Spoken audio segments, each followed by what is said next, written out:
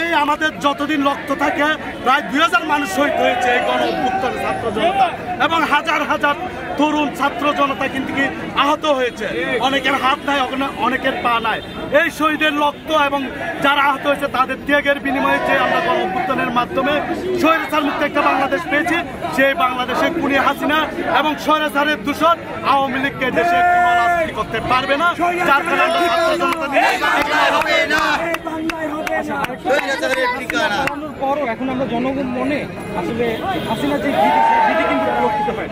আমরা এখন হাসিনার বিরুদ্ধে কথা বলতে গেলে আমরা মানুষকে ভয় পেতে দেখি, আসলে এই কারণটা কি? আসলে গত 16 বছরে আওয়ামী লীগের বীজ এমনভাবে বপন হয়েছে একেবারে বিভিন্ন আনাচে কানাচে, সেটা উপড়ে ফেলতে আমাদের সময় লাগবে।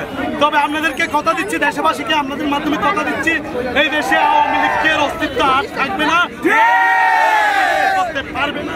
আওয়ামী লীগকে অতি শীঘ্রই নিষিদ্ধ করতে হবে।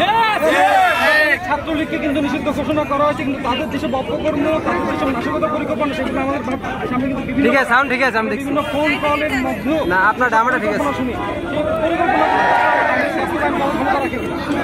আওয়ামী লীগের সে এখন অস্তিত্ব নাই।